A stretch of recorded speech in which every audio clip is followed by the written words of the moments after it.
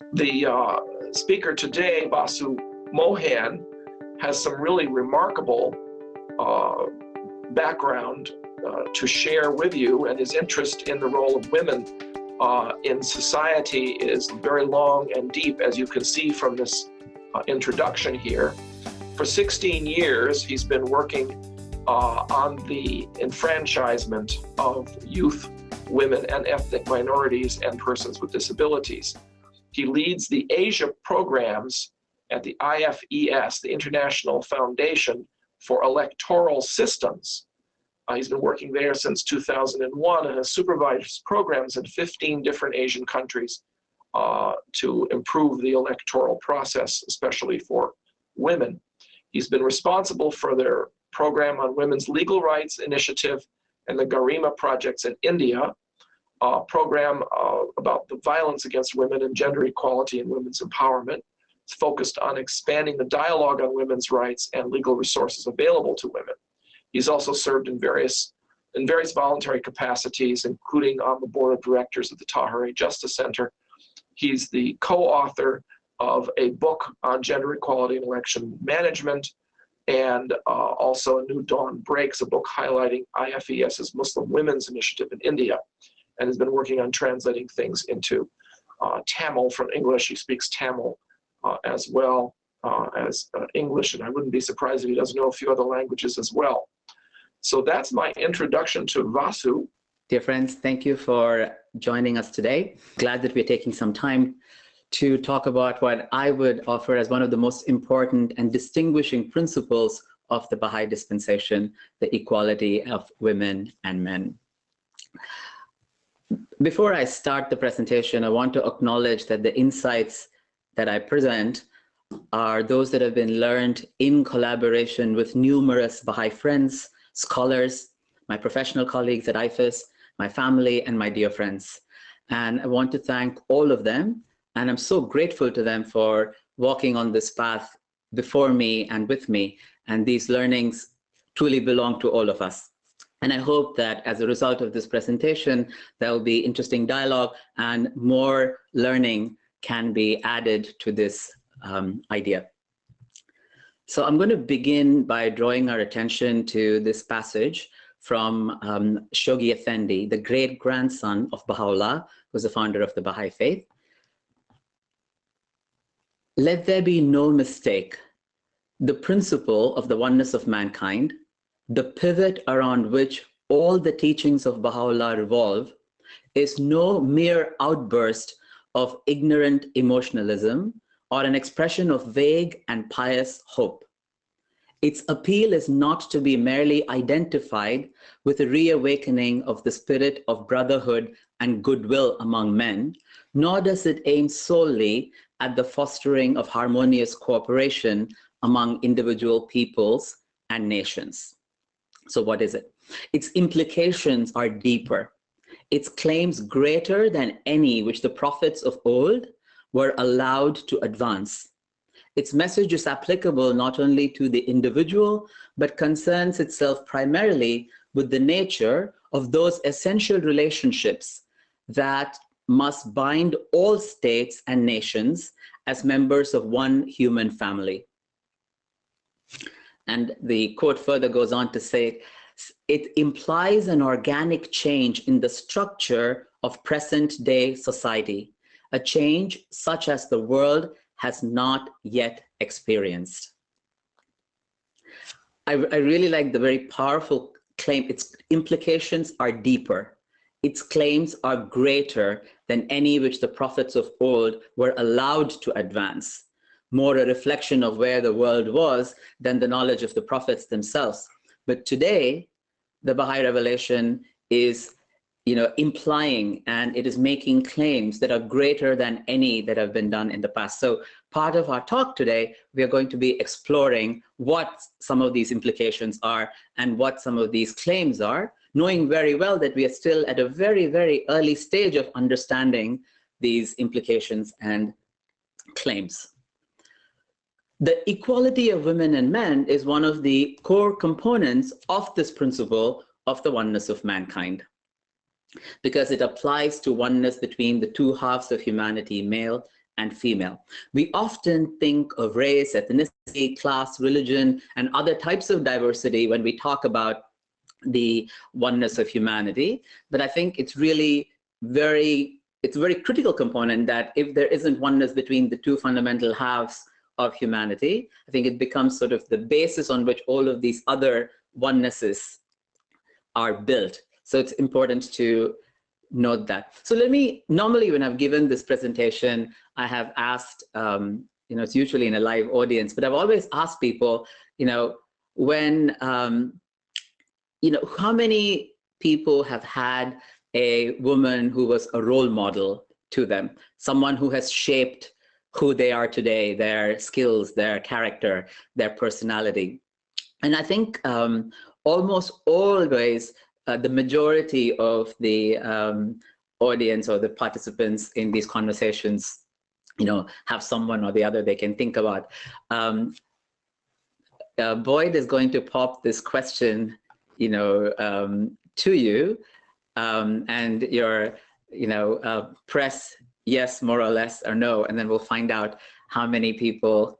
But what is really interesting to me when I ask for examples, people almost always talk about their mothers, their teachers, and sometimes their aunts or other women in their community who have played great roles of service and nurturing to them. And while you're actually waiting for the poll to close, it's also just important to think about them and give thanks to them in our minds, these wonderful people who have been role models. So Boyd, what do we have? I'm going to share it now. We have 82% saying yes, more or less is 14%, and no says 5% of our audience today. Great, thank you. We truly live in exciting times. This oneness of humanity is really, the pivot around which all of Baha'u'llah's teachings revolve, and the equality of women and men is one of the core components of this principle. Sometime back, I saw this sign on more like a billboard that said, "Nothing is more powerful than an idea whose time has come." And this equality of women and men is truly one of those ideas. And while the equality has always been, in existence, I think the operationalization or the visibility of this idea is, this is the time, now is the time, and we are the generation that are really beginning to see this as a global principle. Everything from great world leaders, making statements about equality, men championing equality. Now we're talking about potentially the next UN Secretary General, maybe a woman, leaders of countries are women. So this is a really important idea, both at that level, but also at the level of the personal, at the level of the community, where we're talking about men sharing household responsibilities, empowering women, these roles and these stereotypes being broken, glass ceilings being shattered. So truly, we live in exciting times.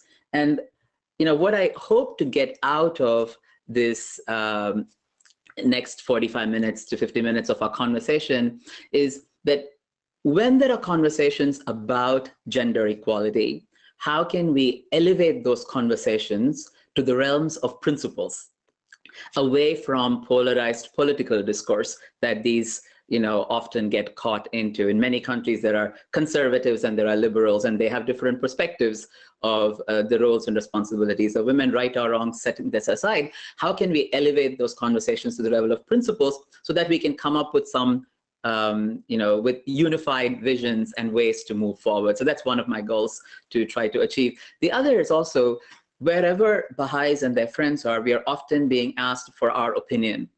Maybe because we have done something that people think is different, or maybe because they truly are interested in hearing different perspectives. So in those circumstances, how can we offer generously, unconditionally, and with utmost humility the teachings of the Baha'i Faith and our experience in applying them as a contribution to the betterment of society? You will recognize this as an instruction from the Baha'i World Center, to all of Baha'is. How do we take part in discourse, and how do we add a Baha'i perspective to this discourse? And then I think the third goal is to recognize that the Baha'i vision of equality in women and men has facets that are bold and transformative, that even the Baha'i community is only very early stages of applying and understanding and benefiting therefrom. And it is also often more bold and transformative than the current discourse that we may be, participating in. And this is sort of the core of today's talk. I'm trying to isolate a few of these principles that in my work, in my professional experience, that I have found to be, even today when you talk about them, people stand up and listen and say, this is really unique or different. And this is something that the Baha'i teachings have to offer. And lastly, I also want to bring a level of self-examination and bring this level of this perspective into our own community. And by this, in this particular case, I mean the Baha'i community, but it's also true of the friends of Baha'is who may be listening to this, your like-minded, sort of your spheres of influence, your groups of friends, your own families, our own families, to see how this principle can be applied at the individual, the community, and at the sort of broader societal level, and to help us walk our talk. So it's really, these are sort of the goals of this conversation. And I hope that, as I share some of these, I'll be hearing from you as we go along as well. Okay, so, recently there was, many of you would have been familiar with this picture in the New York Times and other news services that showed that, this is a peace negotiation relating to Syria. And there was this question, where are the women? It's a table full of men deciding the fate of both women and men in Syria. And women are more often than not, disproportionately affected negatively in war and crisis situations. So where are the women at the table? But this can also be asked of many other, peace negotiations and other international treaties, but also when you go, in our own communities and in our own cities, when you see panels of mostly men talking about social issues, talking about issues that impact men and women. So where are the women? It's a really important question. And in the next sort of slide, what what I'm sharing are some of the, I hope the slides are, you're able to see the slides in your presentation. If not, let Boyd know. So only 4% of signatories in 31 major peace processes between 1992 and 2011 were women. And even amongst that, only 2.4% were chief mediators, and 3.7% were witnesses, and 9% of the negotiators were women. So in international negotiations, very often that men who've had leadership positions and who've had positions that have created a lot of these crises have the role to also mediate, but the women are, absent. Women also make up about 20 to 22% of parliamentarians globally, and only 19 heads of state or government out of close to 190 countries or so that we have are, women. But this only tells one side of the story. I have on the screen now pictures of 3 women who played a central role in negotiating the historic nuclear deal with Iran. This is former Italian Foreign Minister Federica Mogherini and the European Union's chief diplomat, or Deputy Helga Schmidt, are in the top picture. And in the bottom picture next to Secretary John Kerry, you see Wendy Sherman, who is the first female Undersecretary of Political Affairs of the United States. Now, these 3 women played a critical role and is very much acknowledged in negotiating this nuclear deal. So even inside the European Union, it's not often that it happens that there are more women sitting at the table than men, Federica Mogherini had said. So it was somewhat new, but it's a personal feeling that this was very helpful. Mogherini said that in these negotiations, it was the women who kept the talks on track. Having many women at the table in key positions helped us be concrete and pragmatic the whole way. This is her quote. Another, sort of scenario was when you look at climate change, women's representation in bodies and boards in the United Nations ranges from a third to 40%.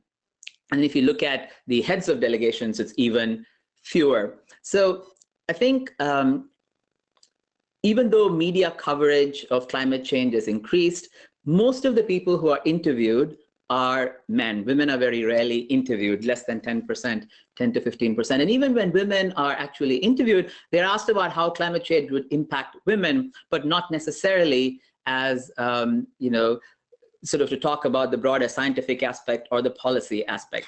Now, that said, one of the world's top climate change policymaker is a fearless Costa Rican woman, Cristina Figueres. She's the executive secretary of the UN Climate Change Convention. She's referred to as a climate revolutionary, a bridge builder, an advocate, and referee. It's really interesting. She has no authority, but all the responsibility to make the climate change deal happen. And one of the,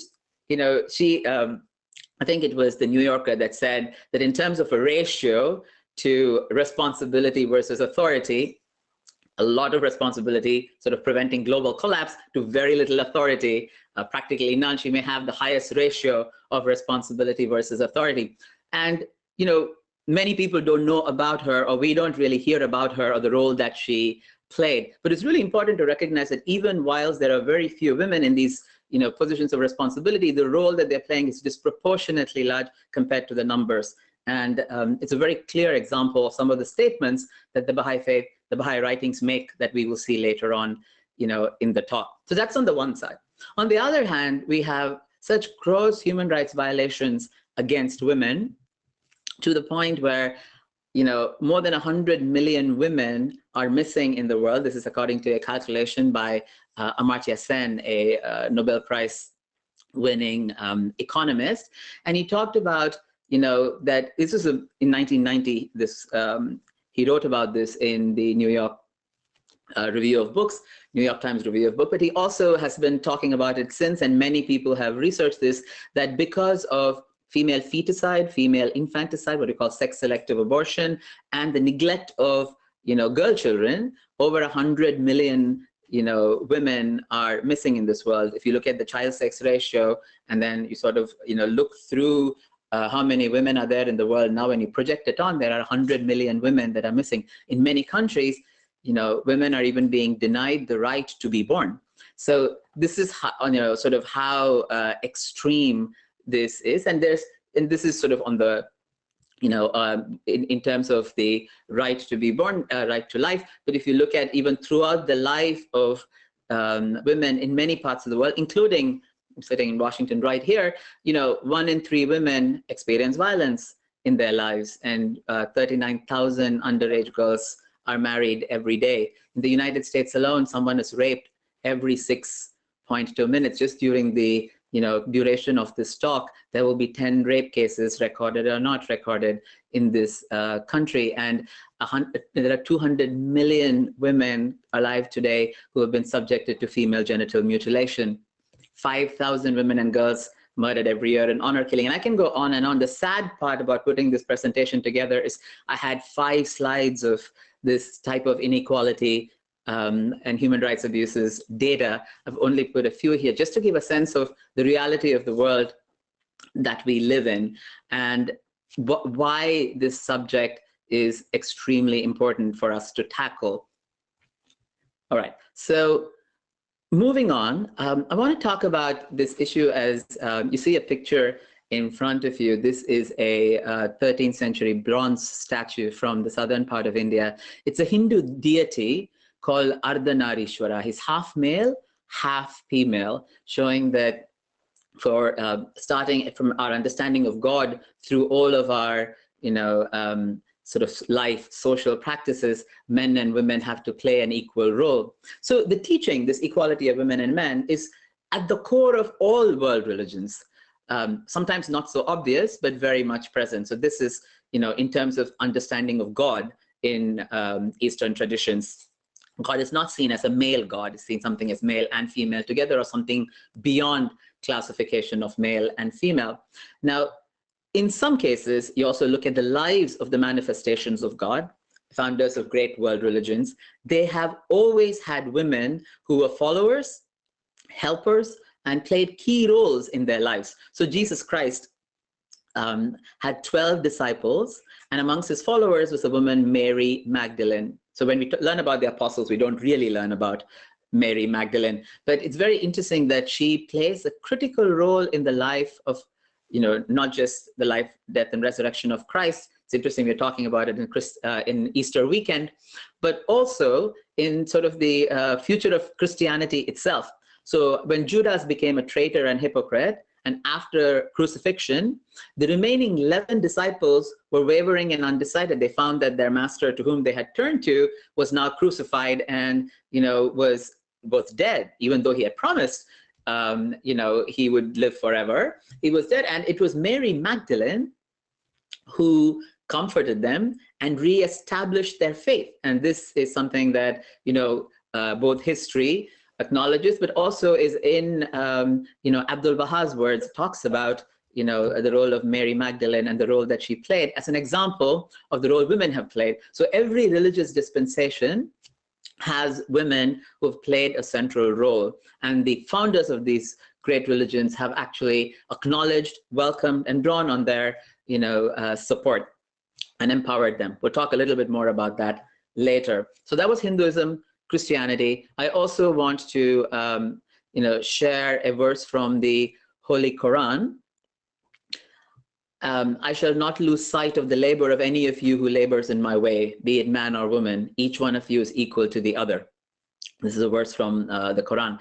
Another verse is, O mankind, be conscious of your sustainer who has created you out of one living entity. Nafs is the word, Arabic word used, one living entity, and out of it created its mate, and out of the two spread abroad a multitude of men and women. Remain conscious of God, in whose name you demand your rights from one another, and of these ties of kinship. Verily, God is ever watchful over you. So from the perspective of holy books such as the Quran, women and men are equal. Earlier on, Rob mentioned that I had worked in India on a Muslim women's initiative, and this is one of the posters, key materials that we developed for it in consultation with the community and with religious scholars, that from the perspective of the Quran, women and men are equal. And so we've looked at 3 different religious traditions where this equality has been enshrined, and we could do this in sort of, it just be a really interesting talk, all of its own, religious perspectives on equality. It is true, however, that for the first time in religious history, it was the Baha'i Faith, it was Baha'u'llah, who unequivocally and categorically stated that women and men are equal, not only are equal, but have been and will always be equal in the sight of God. And I think that's a, important component. I'm hoping that everyone can see the slides. Great. So, so where did this inequality come from, right? Where is, so we look at the animal kingdom, and there is definite, sort of differentiation of sex as in a biological construct, but there really isn't a hierarchy that we see in the human world. So Abdul Baha says that throughout the kingdoms of living organisms there's differentiation in function, but no preference or distinction is made in favor of either male or female. Says in the animal kingdom, individual sex exists, but the rights are equal and without distinction. Likewise, in the plant or kingdom of the vegetables, sex appears male and female, but equality of function and right is evident. So it says, inasmuch as sex distinction and preference are not observed in those kingdoms of inferior intelligence, is it befitting the superior station of man that he should make such a differentiation and estimate, when as a matter of fact that there is no difference indicated in the law of creation? So very often in the Baha'i writings you'll find that, especially Abdul Baha in his conversations in the West and the East would reason. He said, look at the animal kingdom. This distinction doesn't exist, and you're far more intelligent than the animal kingdom and the plant kingdom. You have far more resources. Is it, it's sort of very beautiful that he asks a question. Is it, becoming, is it befitting of your station to make this distinction? Sorry. Okay. So in the Baha'i writings, there's a very clear categorical statement about sort of, the equality of women and men and this balance of power between men and women over time. The world in the past has been ruled by force, and man has dominated over women by reason of his more forceful and aggressive qualities of body and mind. But this balance is already shifting. Force is losing its dominance, and mental alertness, intuition, and spiritual qualities of love and service, in which woman is strong, are gaining ascendancy. Hence, the new age will be an age less masculine and more permeated with feminine ideals, an age in which masculine and feminine elements of civilization will become even more evenly balanced, or will be more evenly balanced. So this is a really great concept. Today, many people are beginning to say parts of this. We're talking about how when you hire women in businesses, businesses do better. There are great studies that show that when you bring women in decision making, they make decisions that are more beneficial to broader society. Women lawmakers tend to pass legislation that truly help progressive causes in society and social development. When you put money in the hands of women, they're more likely to spend it on, this is all sort of things that we are learning, and research is playing this out. But 100 years ago, 100 plus years ago, when Abdul Baha made this statement, it was bold, it was transformative, and no one else was saying this. And it's really important to understand that this is the legacy that the Baha'i community has inherited from one of its central figures. And we are beginning to see that the balance is already shifting. Force is losing dominance. All right. So I want to move to, some core Baha'i teachings, because the equality of women and men, to understand the equality of women and men in the Baha'i context, it is not a standalone principle. It is a principle that is, enshrined in a series of other, teachings about life, the purpose of life, who we are, how we organize our personal relationships, our societal relationships. So I think it's important to go through a few of these Baha'i teachings before we go into the six revolutionary teachings now. I think we'll come to that at the end, but I want to begin drawing our attention first. The Baha'i revelation teaches that we were created because by God, an unknowable essence, not male, not female, not even completely indescribable by human words, beyond anything we can describe or know, but God created us because he wanted to be known and to be worshipped. And the primary impulse of this was love. So I knew my love for thee, therefore I created thee. I loved thy creation, hence I created thee. Wherefore do thou love me? So this whole impulse of creation is love. So our understanding of equality of women and men comes from this foundation of love, and comes from this foundation of a creator who has created us out of love. And that's one of the core, facets of equality. In the Baha'i writings, there are very clearly a few places where it says this is the purpose of life, sort of the big questions that philosophers ponder and we try to find out through our lives, right? But there are, and I have highlighted here 4 specific places where it clearly talks about what is the purpose of life. First, in the short obligatory prayer that Baha'u'llah has revealed, talks about we have been created to know and to worship God. That is the first place, to know and to worship God. Then we're also told that all men have been created to carry forward an ever advancing civilization. And this is a translation thing where it says all men, because English translates men to mean men and women, mutatis mutandis, as we call it. So this is all people have been created to carry forward an ever advancing civilization. So this is the second reason why we have been created. The third, when Abdul Baha was asked what is the purpose of life, he said to acquire virtues. So the whole purpose of this life is to acquire virtues and prepare us for a continued evolution in all the worlds of God. The fourth is, to discover that God has given each and every one of us talents and faculties. Man is a mind rich in gems of inestimable value. So the whole purpose of this life is to find out what are those gems of inestimable value that are hidden in us, that have been gifted to us by our Creator, and how do we externalize those in service to humanity. So these are,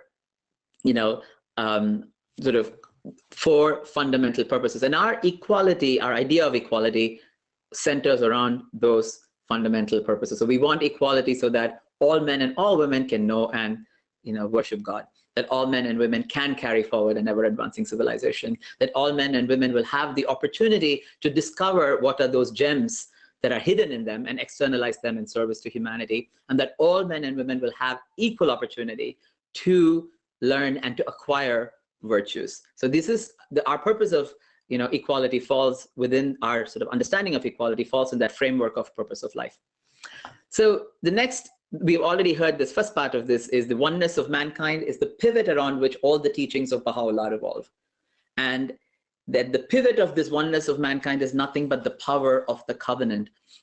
Baha'is will know about covenant, and for the purpose of the friends of Baha'is who may be listening to this, I'll just talk about very simply the covenant being the relationship, the agreement that is made between the founders of the great world religion and their followers, and in a very broad sense, the agreement that God has made with every single human being, that if we follow God and follow these great founders of these world religions, that he would never forsake us and that he would continue to provide us guidance. So this guidance, this connection between God, the founders of great world religions, the manifestations of God, and the followers of these religions and humanity as a whole, this is the pivot of that oneness of mankind. All right.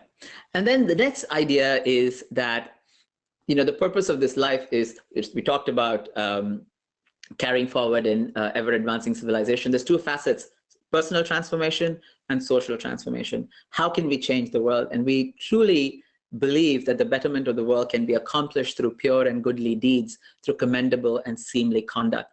And therefore, the betterment of the world, this changing of the world, is not something that a small group of people do for the benefit of others, but all of us are involved in this process, because all of us are capable of pure and goodly deeds and commendable and seemly conduct. And in that context, Baha'u'llah talks about justice. Justice at the level of the person, at the level of family, at the level of community, at the level of work and workplaces, and then national and international level, that the best beloved of all things in his sight is justice. And when he talks about justice, he says, through justice, you shall see with your own eyes and not through the eyes of others, and shall know of thine own knowledge and not through the knowledge of thy neighbor. So justice is a capacity, a faculty that we can develop, that we can learn about and apply, and through that application learn more about. So it's a really interesting idea of justice. It's not just right or wrong, but it's this capacity to be able to see with our own eyes, question things in the world, find solutions. And he closes this: justice is my gift to thee and the sign of my loving kindness. So this is an important component, one of the facets of Baha'i teachings through which we understand the equality of women and men, that it is about justice. It is about justice at every level. So like founders of all great religions, Baha'u'llah also takes concepts that we may have thought to be one or the other, and then he redefines them, right? And he talks about breathe new life into every human frame and instilled into every word of freshness, fresh potency.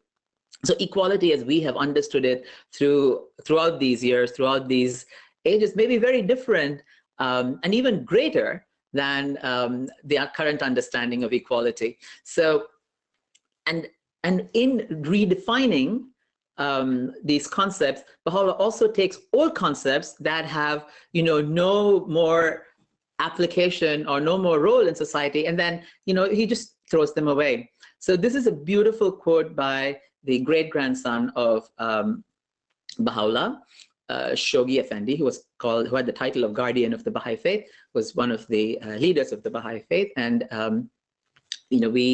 his written prolific books and guidance. And in one of his greatest works, The World Order of Baha'u'llah, he writes this passage, which is so powerful. He says, if long-cherished ideals and time-honored institutions, certain social assumptions and religious formulae have ceased to promote the welfare of the generality of mankind, if they no longer minister to the needs of a continually evolving humanity, let them be swept away and relegated to the limbo of obsolescent and forgotten doctrines. Just sweeps away, he sweeps them away. And he says, legal standards, political and economic theories are solely designed to safeguard the interests of humanity as a whole, and not humanity to be crucified for the preservation of the integrity of any particular law or doctrine. So think about the implications of this. Legal standards, political and economic theories, theories that the purpose of this should be designed to safeguard the interests of humanity, not the other way around. So if we understand certain cultural practices that have gone on for a very long time, protecting the integrity of the cultural practice is not as important as first questioning whether that serves the greater interests of humanity. Is it safeguarding the interests of humanity? In the name of tradition and in the name of sort of historic precedents in the past, women, and in many cases men as well, face so much oppression, and their roles are prescribed and they live in a very restricted manner. But if these ideas, the goal of the new world is sort of sweep away these ideas if they no longer serve, humanity. He says in a sort of broader quote, they talk about if everything is, subject to the law of change, so why should these alone, have the ability to stay on? So it's also interesting in this is that Baha'is do not have clergy. So just as I'm sharing, my opinions of what I have learned from the different facets of the Baha'i teachings, anyone else looking at this will have sort of other perspectives that, like a gem, where depending on which side you shine light, will reveal splendors. The Baha'i writings reveal these splendors to anyone who seeks to understand them and apply them. It's very important because, because there is no clergy in the Baha'i community, there's also no vested interest in safeguarding, economic theories and legal standards for their own sake. But as a community, we are collectively always looking and should look for what can safeguard the interests of humanity as a whole. And in this context, the role of religion is extremely, important, because very often religion is used as a tool to justify oppression. It could be slavery, it could be inequality of women and men, it could be corruption in some places, or practices that no longer safeguard the interest. But religion is very often used as a tool to subjugate, to oppress, to preserve the interests of certain powerful elites. But in the Baha'i dispensation, we talk about religion needs a renewal where religious leaders will unequivocally become standard bearers of the principle of equality of women and men. And it's a moral principle. So this is really an important, very different from how the rest of the world thinks, or the majority of the rest of the world currently talks about, religion. Now, a few principles specific. I'll just be very brief because these are principles that you are very familiar with. First and foremost, the equality of women and men described in an analogy as a world of humanity has two wings, one woman and one man. Not until both wings are equally developed can the bird fly. So, if one wing is weak, flight is impossible. Nothing is sadder than watching a bird with a hurt wing trying to fly with one wing. And for the most part, humanity is today trying to function with, and trying to advance with one wing. So it's extremely important so that collectively humanity can fly, that both women and men are empowered and strengthened. The other, the writings also talk about the role of the mother as the first educator of the child is extremely important. And balancing that, the writings also say that women should take part in all endeavors, local, national, global levels, art, science, commerce, governance, and every other field. So this is a really important balance, that while motherhood is extremely important, women are also encouraged and should be part of all of these other endeavors, and it should never be made as a choice, and people should be free to choose. In many cases, this women's role as mothers have been used to restrict their space and access to the public sphere, and the Baha'i writings say that these are not mutually exclusive roles at all. And the writings also claim, until women and men recognize and realize equality, social and political progress here or anywhere will not be possible. And there's also this idea that women must especially devote her energies and abilities towards industrial and agricultural sciences. 100 years ago, Abdul Baha said this, seeking to assist mankind in that which is most needful. Very revolutionary for the head of a religion, saying that women should devote her energies, not only in sort of ministering and caring, but also, towards industrial and agricultural sciences. It's a bold assertion. We are beginning to see people call for more women in STEM, science, technology, education, science, technology, engineering, and medicine. But here's Abdul Baha calling for this 100 years ago. Okay, and last, Abdul Baha points out that among the miracles which distinguish the Baha'i dispensation is that women have evinced a greater boldness than men.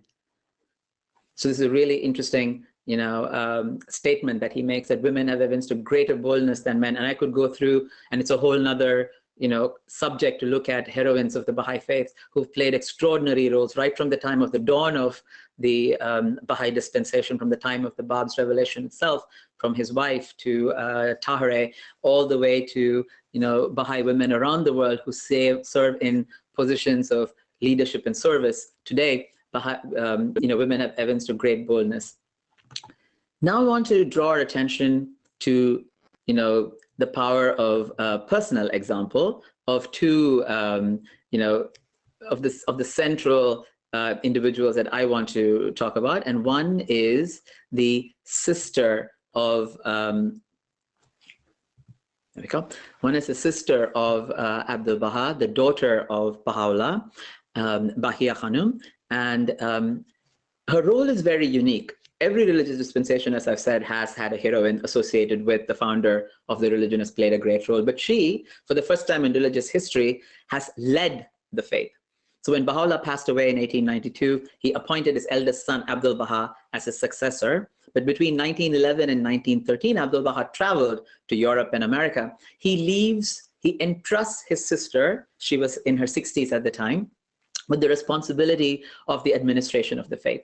So in her brother's absence, Bahia Khanum, whose picture you see on the presentation, she did a lot of things: welcomed dignitaries, met with Baha'i pilgrims. She handled the affairs of the extended Holy Family. She, like her brother, she gave assistance to the poor and provided medical services. So she was truly, taking care of the administration of this world religion.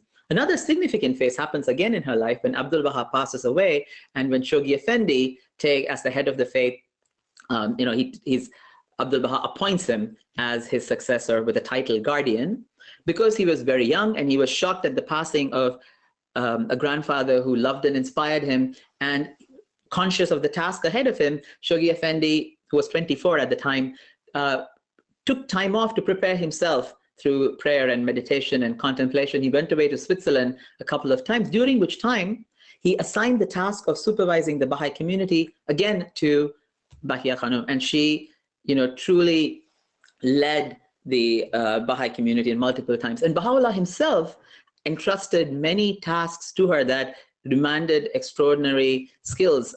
We don't know what those specifically were, but we do know that he says that many of these tasks were actually, handed to her. At this time, I want to say, make a plug for this beautiful book. Many of you will be familiar with it. It's called Leaves of the Twin Divine Trees, written by Bahariya Ruhani Ma'ani. And it's a great book, and talks about the lives of women who are from the Holy Family of the Bab and Baha'u'llah. So I read this book a lot and turn to it for both information and inspiration. I won't go into greater detail, but just to know, in the Baha'i community, for the first time in religious history, there was a woman who was leading the Baha'i faith. And then we come to her brother, Abdul Baha, who is the incarnation of all Baha'i virtues. He is Baha'u'llah's appointed successor and interpreter. He was one of the central figures of the Baha'i faith. And if you sort of look at his qualities, male and female qualities blend perfectly in him. Many years ago, I used to teach winter school for 10 and 11-year-old children, 10 to 13, 10, 11-year-old children. And we used to do these, what are male qualities and what are female qualities? And even young kids at that age can very clearly, go through the list of stereotypical male and stereotypical female qualities. And then when you set that aside, come back and, talking about stories of Abdul Baha and life of Abdul Baha, you ask them to describe Abdul Baha's qualities. They describe male and female. He was, kind and generous and loved children and, was warm and nurturing, but he was also strong and courageous and bold. So these stereotypical male and female qualities, first of all, break down the stereotypes, but they also blend perfectly in Abdul Baha. In many ways, his life and, his writings is the perfect example of what it means, what this principle of equality and of men and women would look like, and what men and women can do to champion this equality. Because from the very beginning, he, prioritized women's education, numerous letters to the Baha'is of Iran. Iran was where the Baha'i Faith was born. So the early Baha'i communities, numerous letters to them saying, what you're doing is very good, but establish a school for girls. This is your priority. Over and over again, encouraging, when girls' schools were established, saying how happy he was, sending them resources when he could, inviting Baha'is from other parts of the world to come and to work in those schools, but to really build this, this prioritize of women's education. And the Baha'i community, because of that, was so distinguished from the broader community around it because of women's education. So the Abdul Baha had this very strong emphasis for this. He also empowered women individually, being very clear and unequivocal about his interpretation of the Baha'i principles. And we will see those 6 principles soon. He also championed women in the Baha'i community, individual Baha'i women, gave them leadership roles, challenging tasks, and then not only just providing those, but then supporting them with tools, with guidance, with encouragement, spiritual and moral and intellectual support, often material support as well, but empowering them to take on this role. And when they outshone the men of their times, as we saw earlier, he pointed that out to the whole world. So he was encouraging more women to take on these challenges. And he also signaled to all of the men in the Baha'i community that women in the Baha'i Faith were there to lead, to serve, and to share all the work of the Baha'i community alongside them. And when women outshone men, he was actually going to point that out, which he did. And so in a certain way, Abdul Baha, really took this principle and through his life, through his teachings, in many ways, modeled this for us. He's the perfect exemplar of what this principle would look like. So I've talked about several, of the teachings and the framework of this. Now I come to the 6, principles. These are, in my opinion, personal and professional opinion, where I've learned about this and tried to implement these. These are really truly revolutionary and have significant, implication for how we look at equality. So the first one, so it's 5 principles plus 1 here. The first one is that the reality of a human being is the soul, and the soul has no gender. It is not male, it is not female. And this is a powerful concept. Our idea of equality comes from the fact that who we really are does not have, a male or female. So what really distinguishes us, is not whether we are male or female. Neither can claim superiority over the other, but it's a spiritual distinction. If there's any distinction between souls, it's one of spiritual capacity. And men and women exhibit physical differences, but in their qualities and personalities, in those aspects that make human beings human, men and women are without distinction. So this is the first. And our understanding comes from something so deep and so fundamental as our reality itself. So male and female. This is also true of any other types of ways in which we find ways to divide ourselves and establish superiority, but especially true for the equality of women and men. The second principle is the education of women. The Baha'i Faith is the first and only religion to say that if it's important to educate all children, but if you can educate one child, prefer the girl. And this is particularly poignant in a world, even today, over 60 million girls are still of school age, are still out of school. And here's a teaching that came, over 170 years ago, probably 150 years ago, that, if you have to choose choose girls because they are the first educators of children, and whole communities will be transformed through girls' education. There's a lot of research now that shows when you invest in a girls' education, entire communities prosper. But it's also interesting, it's not just about, you know, educating girls, it's what you educate girls in, that women and girls are welcome and supported to enter every field of human endeavor. And that includes science, technology, engineering, and mathematics, right? And, you know, Abdul Baha specifically says that the girls' curriculum for girls should include the various branches of knowledge following the same curriculum as boys. This is also, you know, really interesting.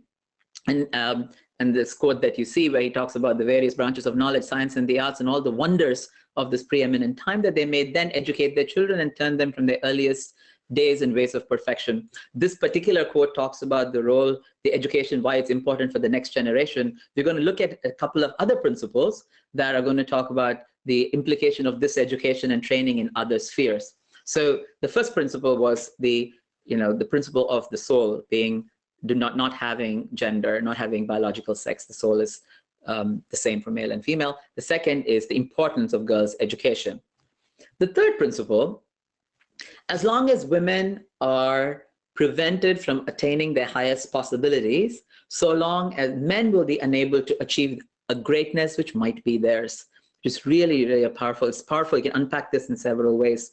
So first, this is also a sort of this is further illustrated by the analogy of the two wings of the bird, a bird that does not, you know, cannot fly with one wing. So as long as women are prevented from attaining their highest possibilities, men will not be able to achieve a greatness, because the bird is not going to fly as high as it potentially could. That's one level that I see this. I also see another, you know, idea here is that men will be unable to achieve a greatness which might be theirs, which calls to question a lot of the effort that we put in bringing men and women to the same level. There's an assumption that men have attained a certain level of progress and development, and bringing them to that level is sort of the idea of equality. But Abdul Baha's statement directly challenges that. It says that, you know, men are unable to achieve a greatness which might be theirs, which means, you know, sort of a, you know, it's a clear statement to men that, you know, men also have significant growth to make, and without women advancing, you know, alongside, men will not be able to reach that potential either. So this is a really interesting idea. And then what is this greatness, right? I think Abdul Baha says it's not an ordinary distinction I desire for you, not scientific, commercial, or industrial distinction. For you, I desire spiritual distinction, that you become eminent and distinguished in morals. In the love of God, you become distinguished from all else. You become distinguished for loving humanity, for unity, and for accord, for love and justice. So this is the kind of distinction. So our understanding of, you know, equality, and sort of the goal of this equality is a greatness for men and women that is spiritual, that is not, it's about values and virtues, not just about scientific, commerce, and industrial distinction, important as it is, but that's not the goal. The goal is much, you know, higher. The fourth principle, again, a statement of Abdul Baha. When men own the equality of women, there will be no need for them to struggle for their rights. So this is one of the most powerful statements that, you know, I have seen. What does it mean for, you know, for men to own this equality? Own here is not one more sphere about women's lives that men own, but really to change their knowledge, attitude, and perceptions about the equality of women and men, and about men and about women. Then men need to take responsibility for their own education and transformation, to share that responsibility that historically women have had to bear, such as caregiving, household duties. You know, in many parts of the world, women walk miles to fetch water and firewood, often facing danger, but sharing real responsibilities, and then becoming champions and advocates for equality. In many cases, this would be stepping forward to speak about many women's rights and defending women's rights, but in many cases it would be stepping backward and allowing the space, you know, and creating the space and supporting, you know, friends and colleagues and family members in their own development. So this is a really, you know, important idea that men own the equality. There's a statement that Shoghi Effendi makes about race, which is also very, you know, important for any type of inequality. the long-standing and deeply rooted conditions of inequality must be eliminated. To overcome such a condition requires the exercise of nothing short of genuine love, extreme patience, true humility, consummate tact, sound initiative, mature wisdom, and deliberate, persistent, and prayerful effort. So this is really important: deliberate, persistent, and prayerful effort. So men owning this equality of women and men calls for this type of genuine love, extreme patience, true humility, mature wisdom. So it's a tall order, but this is what, if men begin to own the equality of women, then there'll be no need for women to struggle for their rights, and instead they can devote their energies to discovering their God-given talents and then externalizing, not constantly having to fight for the opportunity to do so.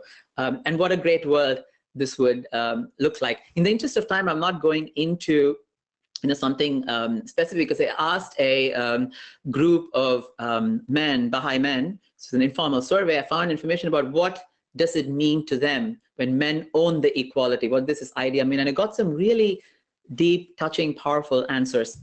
I'm going to write this presentation up as a talk at some point, this talk as a document at some point, and I'll include some of these findings in it. And it's very beautiful that this beginning of Baha'i men trying to understand this and articulate what this owning of this equality means. But also this, if you think about the implications of this for violence against women, the majority of women face violence in their safest places, their homes, their communities, places where they're supposed to be safe. And when men begin to own this equality, how transformative that would be in for women in those spaces. So that's a really important teaching. That's number 4. The 5th one,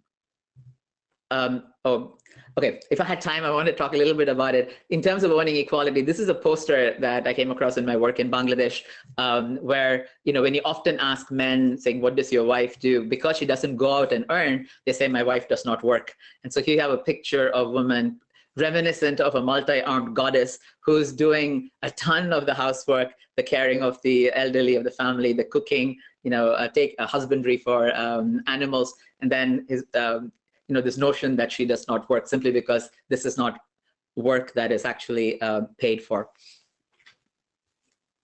So recognition of the role that women are actually playing in society and families, and acknowledging of those roles and valuing those roles is an important part of owning this equality.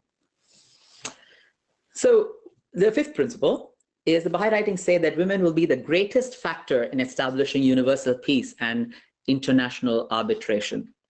And it is not just this idea of it would be wonderful to have women. It's, it would be great to have women at the table because it's their right.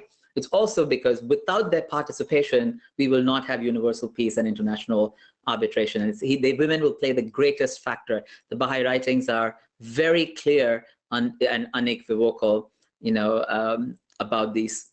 And this is not only at the international level, it's at the local level, at the level of family, at the level, all levels of decision making.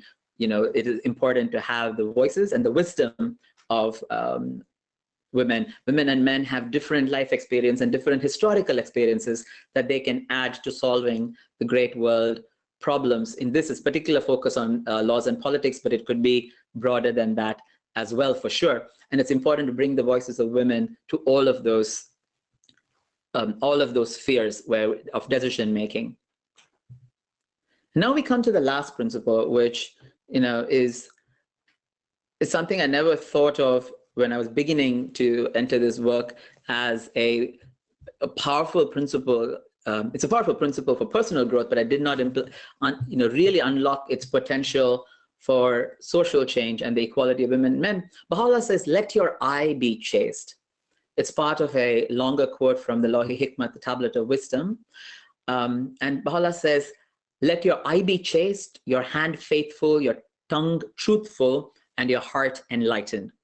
But he begins this idea with, let your eye be chaste. And in a society that treats women as sexual objects, not as spiritual beings overwhelmingly, and young girls are given these messages, conflicting messages about their sexuality, and even women as powerful as people, at great world leaders, are objectified and talked about, Baha'u'llah gives this whole notion of let your eye be chaste. I lived and worked in Afghanistan for 4 years, and in many, many opportunities I would see in the streets women wearing full burqas. You'll only see a hand coming out of the burqa holding a bag of vegetables and clutching a child or maybe two with the other arm, and really made invisible because they might potentially tempt men or to safeguard their honor, or some such justification from the past. But Baha'u'llah takes all of that away. He sweeps all of that away again. He says, let your eye be chaste. The responsibility of chastity is not in another person, but it's in the, the protagonist. In this case, it's each one of us. Let your eye be chaste. And he further goes on to say, particularly to men, he is my true follower who, if he came into a valley of pure gold, will pass straight through it, aloof as a cloud, right? And if he meet the fairest and most comely of women, he would not feel his heart seduced by the least shadow of desire for her beauty.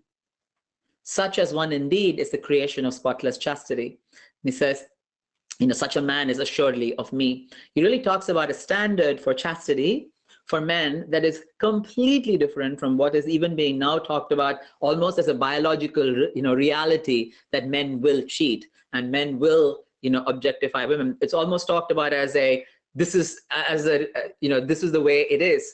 But Baha'u'llah really gives a completely different standard, and defines a completely different reality. Let your eye be chaste. If your eye is chaste, it doesn't matter what people dress up like or that is their right or wrong, set that aside. That is their issue to deal with, not yours. You're not, and this cannot be made an excuse for provocation. The number of times we've heard cases of sexual assault, of rape, of domestic violence, of she dressed in a certain way, or she behaved in a provocative manner, all of those excuses are gone, in this one beautiful statement, let your eye be chaste.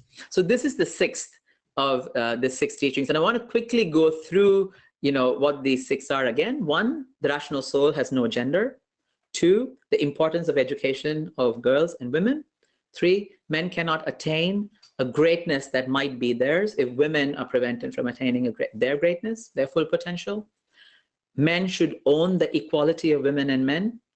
Women will be the greatest factor in establishing universal peace and international arbitration.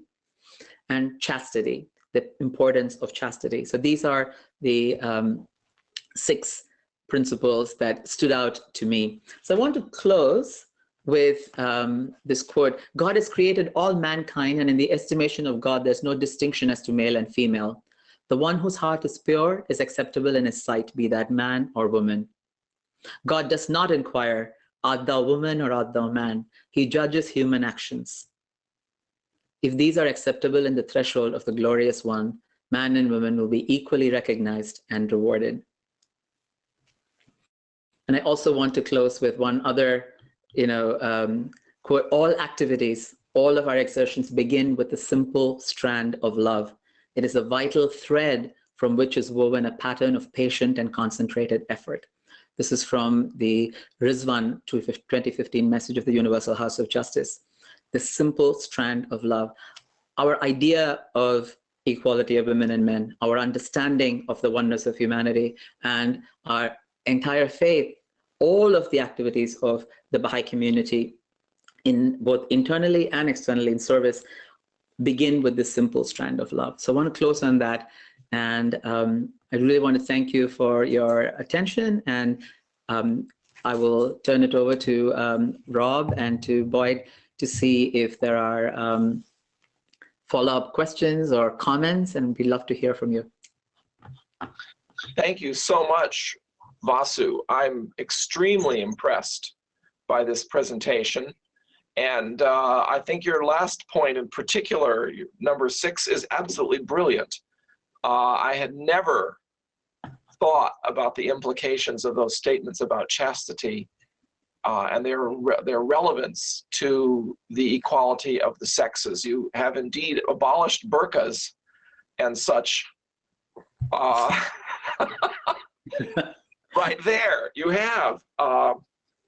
That's a fascinating point, and I'm very grateful to you for this presentation and for all the various points you've made. You really thought this through and given us I think, a presentation that's both very balanced in terms of secular content as well as Baha'i scriptural content, and you've been able to use these two things to illuminate each other very effectively. And so I'm very, very pleased and grateful about that.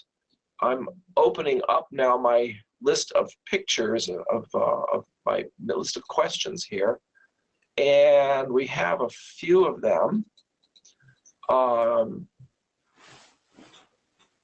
while you process the question, I have to give credit to two I talked about The Leaves of the Twin Divine Trees. It's also this amazing book, The Advancement of Women by Janet Khan and Peter Khan. Phenomenal book. So, something that I turn to and read. It's really amazing. And then this book called The Path to Justice by Dr. Holly Hansen, who's also one of my mentors, and someone whose writings that I really enjoy and has a very different way of thinking. And this is about justice. So I think these are books that I used for the presentation. So just making a plug for people. If you haven't seen these books, great resources. Back to you, Rob. Indeed, and we've done a course with Bahari Ma'ani about her book on the Leaves of the Twin Divine Trees, which worked out very well.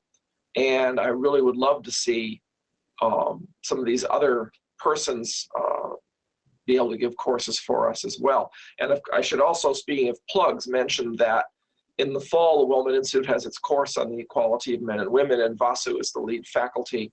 And so there's really a great opportunity for people to follow up at that point. We have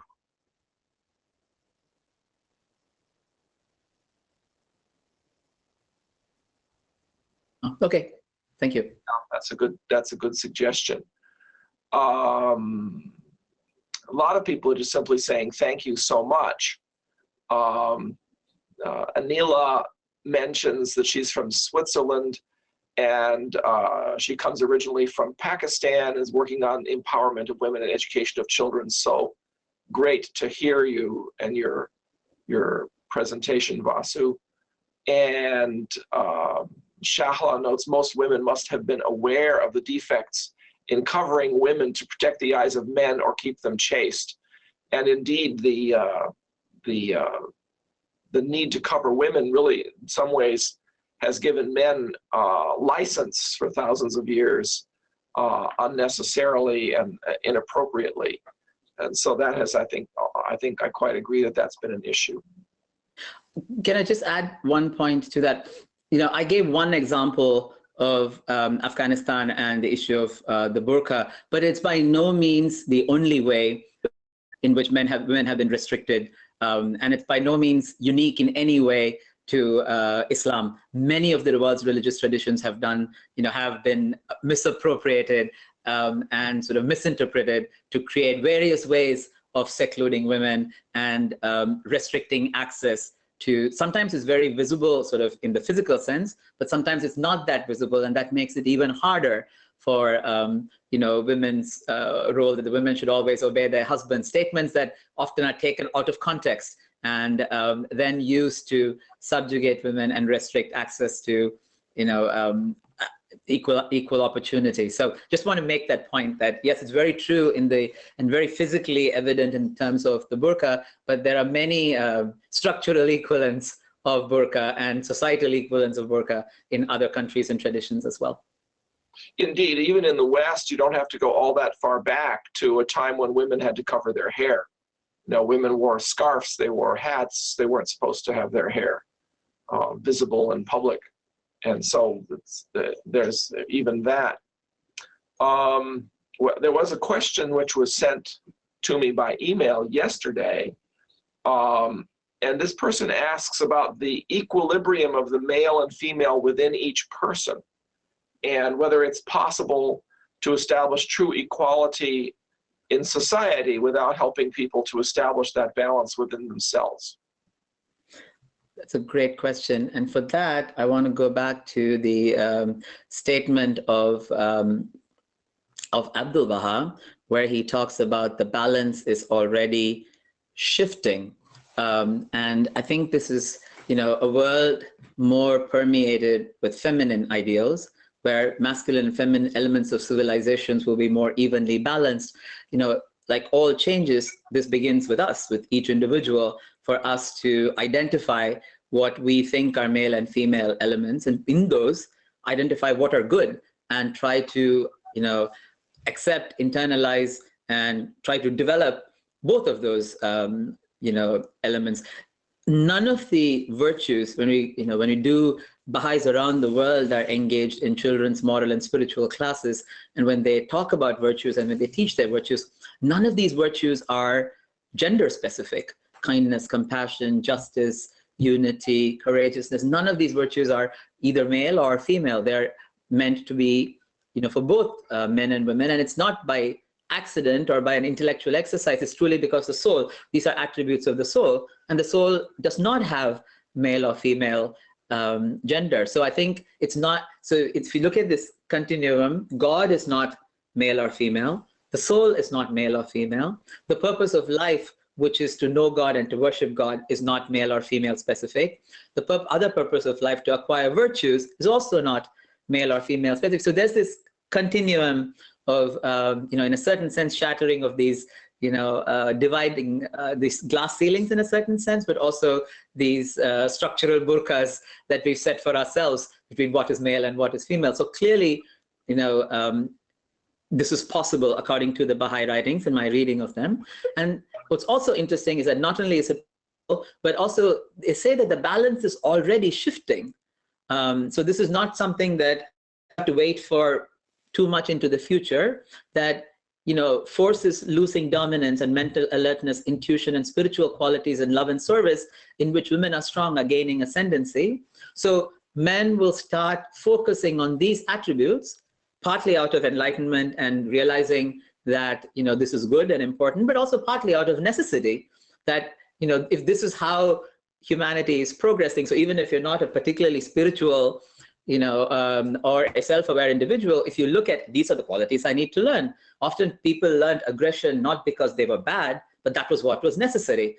So I think part of Baha'i understanding of the equality of women and men is not to say men are bad, that all men are. This is not vilifying men, while recognizing that men are overwhelmingly perpetrators of violence against women, but there are also many, many, many good men, and this idea of how women and men can work with each other to transform themselves and transform society is fundamental to Baha'i discourse. It's very different from some of the other discourse that's out there, but it's but this idea is people will turn to these qualities both by necessity and through self-knowledge and prayer and persistent effort.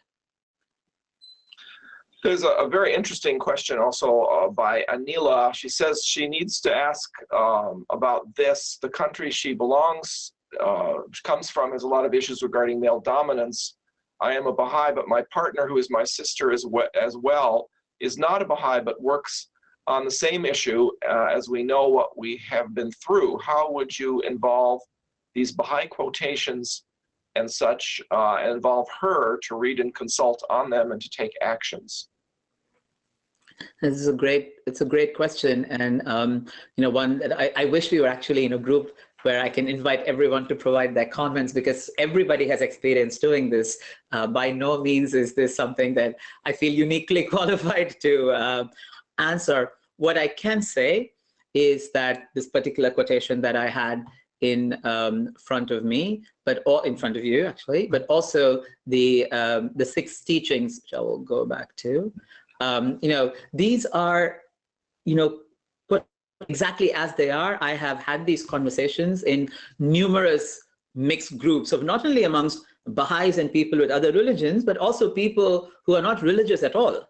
Which is probably a harder conversation to have. There's a phenomenal amount of wisdom and insight from people of all spheres of belief. People who've been turned away from religion because of its oppressive role, consider themselves atheistic or agnostic or whatever, but truly committed to principles of equality. And you can have this conversation with them as well. So a lot of these quotations, while they come from the Baha'i faith and come in the broader context that I painted, God being a creator, a manifestation of God, giving the teachings of God, but also the purpose of life, they are also standalone and phenomenally powerful to discuss. I mean, I have this other quotation now. It's incumbent upon girls of this glorious era to be fully versed in various branches of knowledge, science, and arts, all the and all the wonders of this preeminent time.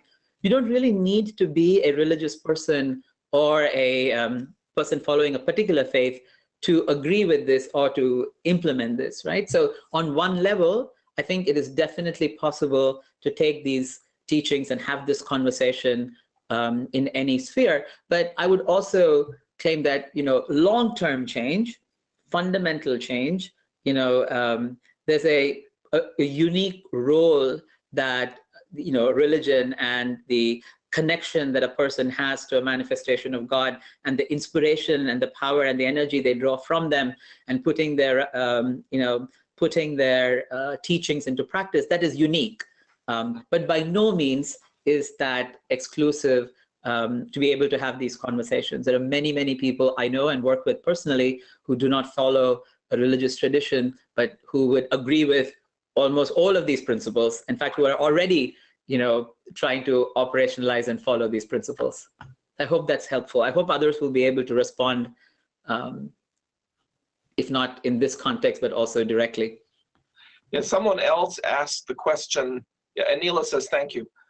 Someone else asked the question about encouraging girls in school and ways of encouraging girls to, become more, to develop themselves and become more active that way. And I don't know if there's any specific suggestions you have about that.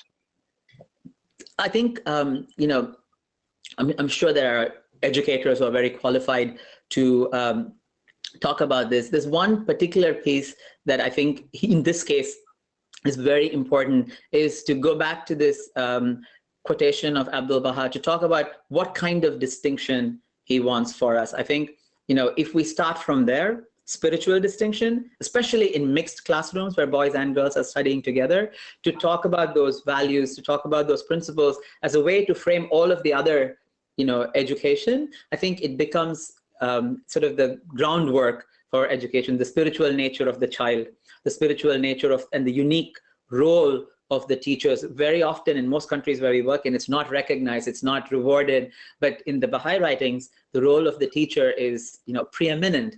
And sort of, nothing is more a greater service than educating a child and rearing a child. So I think, that kind of understanding for the teacher and the student and in the class is really important. And that, and then with these principles that are from the groundwork, then to have conversations with children, because it's not just the encouragement, it's also setting up a framework in which they can thrive and flourish is really important. So it's both. So this would be also, Rob, a really nice topic to have a talk on the spiritual education of children.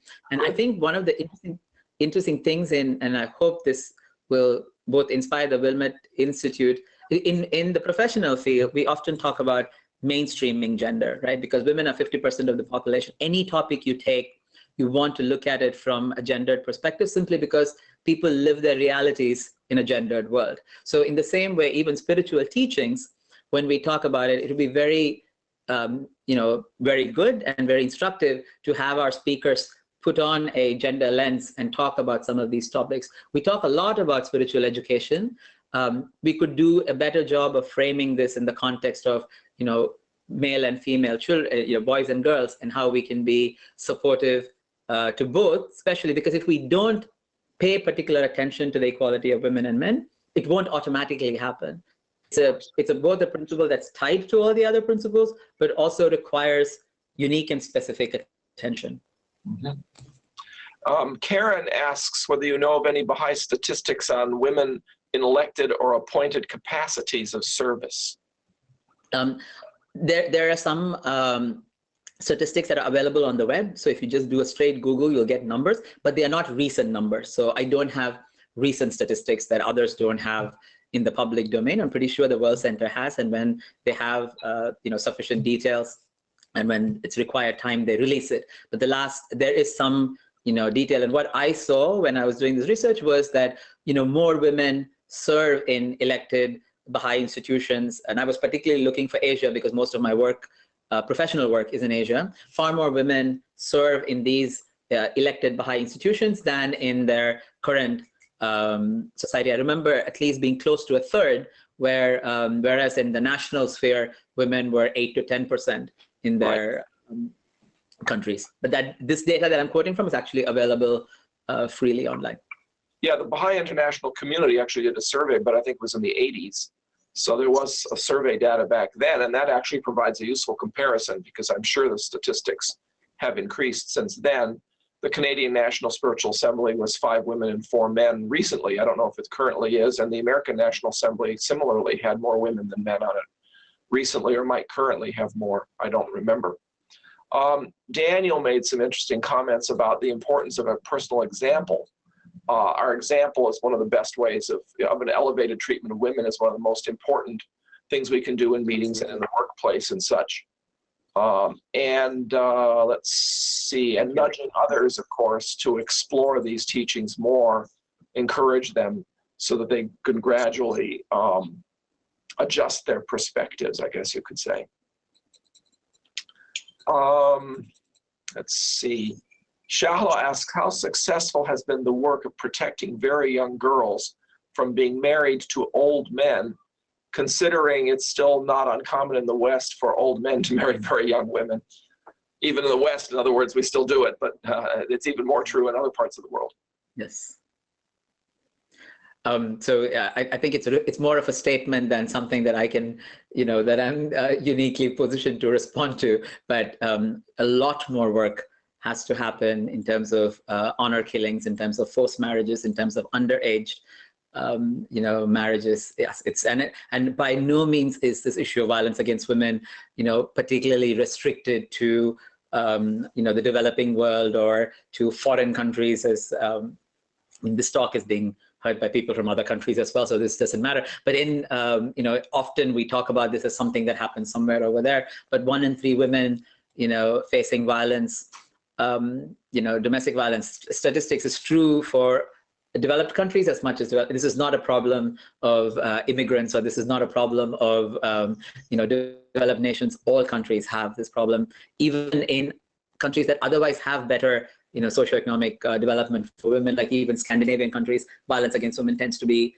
a big issue. So it's the point was well taken. A lot more work has to happen. And I think it's also worth mentioning, I'm now in my 60s, and I can remember when I was in high school, back in the 1960s, that's the time there was a lot of effort to make the public aware of domestic violence. Before then, domestic violence wasn't even talked about. And so there was no real concern about it at all. Before then, or not much. The whole idea of women having shelters and having options against their husbands in the West really is a fairly recent phenomenon as well. There's another question that I received by email, which I think you've already covered, but I think it's worth bringing it up. Our faith has so much to stress about the advancement of women, but do you not think that the men need advancing as well? And I think one of your points there, number 2, is precisely about that. I may have that. Do I have that in front of me? Yes. So this is point number 3, where so long as men will be unable to achieve a greatness which might be theirs. So yes, Abdul Baha is very unequivocal about this, both in the context of equality of women and men, and also in the context of humanity as a whole. And I think if you go back to the, the original statement, sorry for running through slides, the very first statement that I used, where the Shoghi Effendi talks about, equality of, oneness of humanity. And he talks about, we don't know what this would look like. And I think it's a really important, idea, a change such as the world has not yet experienced. Yeah. I think it's really an important idea that we don't know.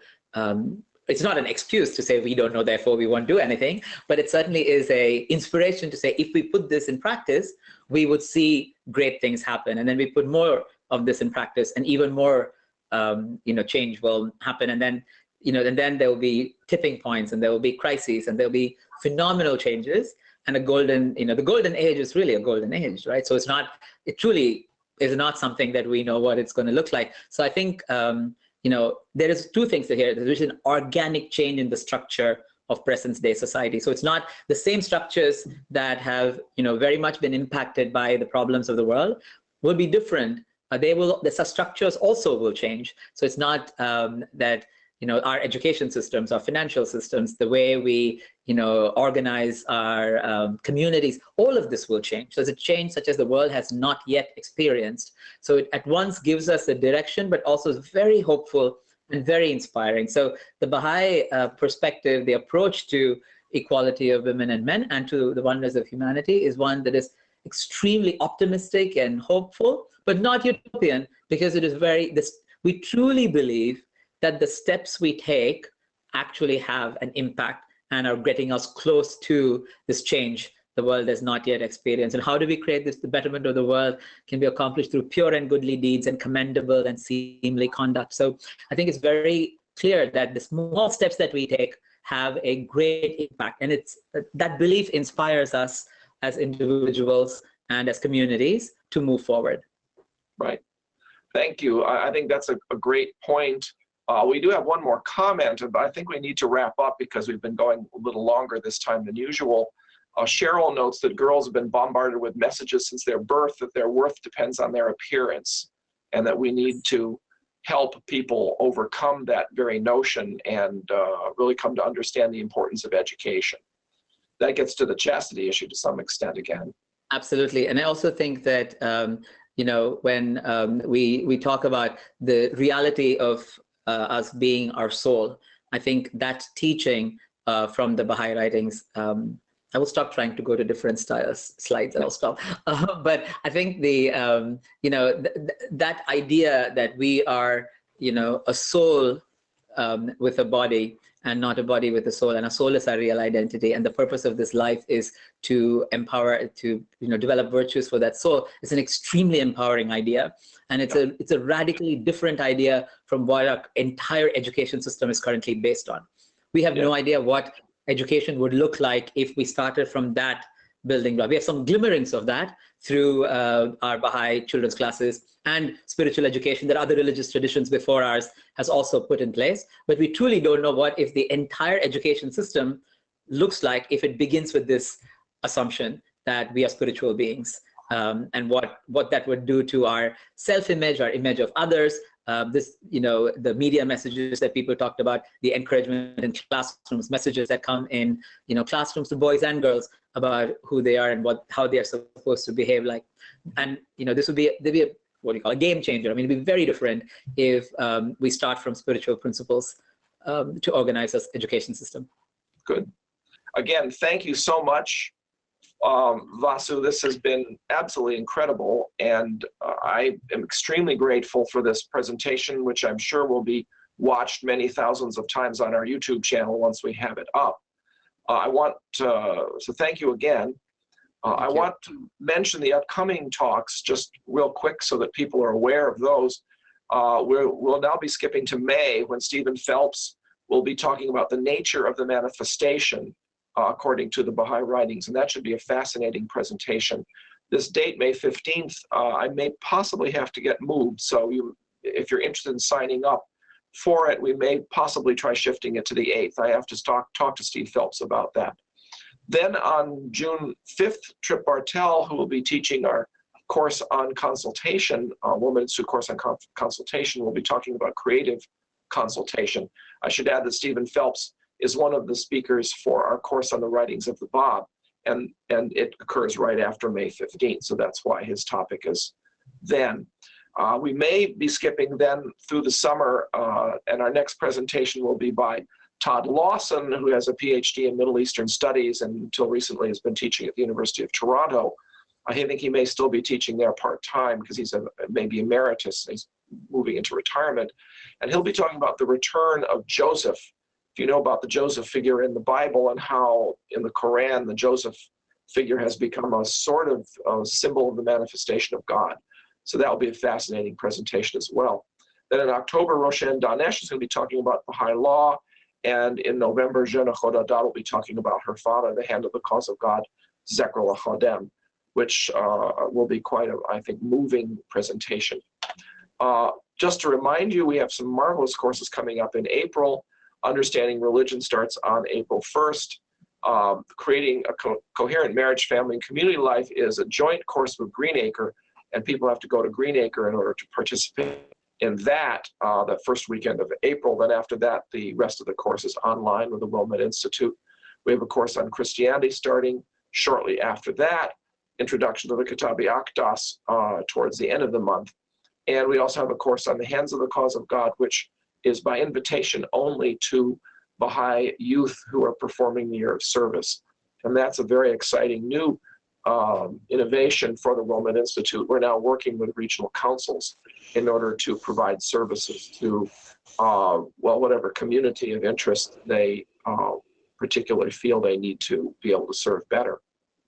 So that wraps up today. I want to thank everybody for attending, and again, thank Vasu for this really marvelous sort of breakthrough presentation about the equality of men and women. And we look forward to seeing you again online in our courses and in our upcoming web talks. Thank you, everybody, very much.